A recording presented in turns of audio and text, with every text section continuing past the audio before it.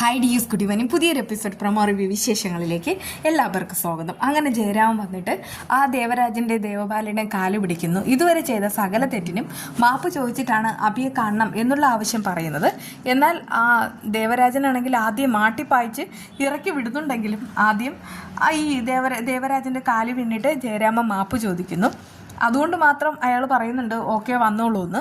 അകത്തേക്ക് വിളിക്കുന്ന സമയത്ത് ദേവബാല ഓരോ കാര്യങ്ങൾ, അതായത് ഈ ജയരാമൻ തട്ടിക്കൊണ്ട് പോയതും അതിനുശേഷം ഉപദ്രവിച്ചതുമായിട്ടുള്ള ഓരോ കാര്യങ്ങൾ പറഞ്ഞ് ജയരാമനെ ദേഷ്യപ്പിടിപ്പിക്കുകയാണ്. അതിനുശേഷം പറയുന്നുണ്ട് മര്യാദയ്ക്ക് ഇവിടെ നിന്ന് ഇപ്പോൾ ഇറങ്ങിപ്പോക്കോണം. എന്തായാലും താനാണ് അബിയുടെ അച്ഛനെന്ന് പറഞ്ഞു. എന്നിട്ട് താനൊന്നുമല്ല അബിയെ വളർത്തിയത്, ഒരുപാടൊക്കെ അവരെ ഇട്ട് കഷ്ടപ്പെടുത്തിയിട്ടുണ്ട്.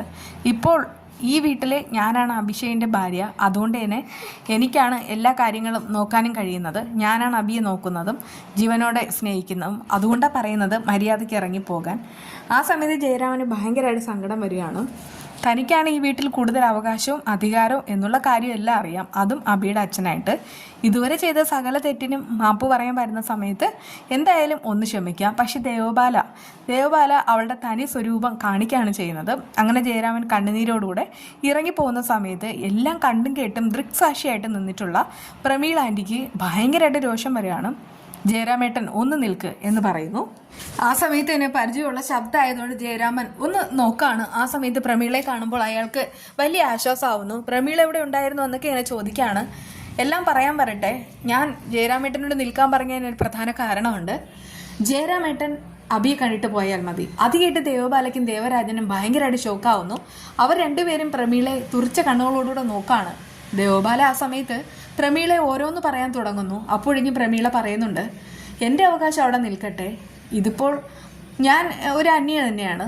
അഭിയേട്ടൻ്റെ സഹോദരിയുടെ മകനാണ് അഭിഷേക്. പക്ഷേ ജയരാമേട്ടൻ്റെ രക്തമാണ് അകത്ത് കിടക്കുന്നത് അഭിഷേക്. അതുകൊണ്ട് തന്നെ കാര്യങ്ങളെല്ലാം എൻ്റെ ജയരാമേട്ടന് ഇനി മനസ്സിലാവട്ടെ. എന്തായാലും അയാളാണ് ഇതുവരെ ചെയ്ത എല്ലാ തെറ്റിനും മാപ്പ് പറഞ്ഞു. ജയരാമേട്ടൻ അഭിഷേകിൻ്റെ അച്ഛനാണെങ്കിൽ ജയരാമേട്ടൻ അവസാനമായിട്ട് അഭിഷേകിനെ കാണും. അദ്ദേഹത്തിന് മതിയാവോളം കാണും. അതിന് ഞാൻ അനുവദിക്കുകയും ചെയ്യും. എനിക്ക് ആരുടെ അനുവാദമൊന്നും ആവശ്യമല്ല എന്നൊക്കെ ഈ പ്രമീള ദേവബാലയുടെ മുഖത്ത് നോക്കി പറയാണ്. പ്രമീളയും കൂടി ഇത്രയും സ്ട്രോങ് ആയ സ്ഥിതിക്ക് ഇനിയിപ്പോൾ ഇപ്പോൾ ജയരാമനും പിന്നെ പ്രമീളയുണ്ട്. അതുപോലെ തന്നെ അബിയും അവരോടൊപ്പം ചേരുമെന്ന് ദേവബാലയ്ക്കും ദേവരാജനും അറിയാം. അതുകൊണ്ട് തന്നെ അവർ തൽക്കാലത്തേക്ക് കണ്ണടയ്ക്കുക ചെയ്യുന്നത്. ഒടുവിൽ ജയരാമൻ പ്രമീളയോട് നന്ദി പറഞ്ഞിട്ട് അകത്തേക്ക് പോകുന്നുമുണ്ട്. അകത്തേക്ക് പോയതിനു ശേഷം അഭിഷേകിനെ കാണുന്നു. അഭിഷേക് ആ സമയത്ത് മയക്കത്തിലാണ്. അപ്പോഴേക്കും അയാളുടെ കാല് വീഴുന്നുണ്ട്. ജയരാമൻ കാല് വീണിട്ട് മോനെ എന്ന് വിളിച്ച് പൊട്ടിക്കരയുന്നു, മാപ്പ് അപേക്ഷിക്കുന്നു. മോൻ എന്നോട് ക്ഷമിക്കണേ, ഇതുവരെ ഞാൻ ഒരുപാട് തെറ്റ് ചെയ്തു. എനിക്കറിയാം മോനെ എന്ന് വിളിക്കാനുള്ള ഒരു യോഗ്യത എനിക്കില്ല എന്ന്. പക്ഷേ എനിക്കറിയില്ല എന്താ പറയേണ്ടതെന്ന്. ഗായത്രി ഉണ്ടായിരുന്നെങ്കിൽ ഇങ്ങനൊരു അവസ്ഥ എനിക്ക് വരില്ലായിരുന്നു.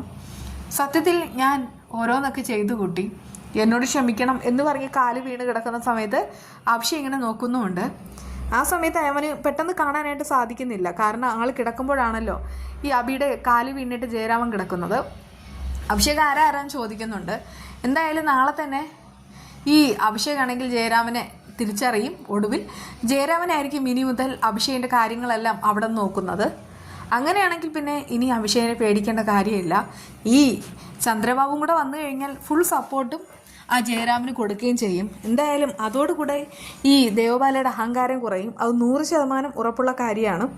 എല്ലാവരും ഒറ്റക്കെട്ടായ സ്ഥിതിക്ക് ഈ ദേവരാജനും ദേവബാലയ്ക്കും പുറത്തേക്ക് പോകാനുള്ള വഴി ഉറപ്പായിട്ട് തുറന്നു കിട്ടും.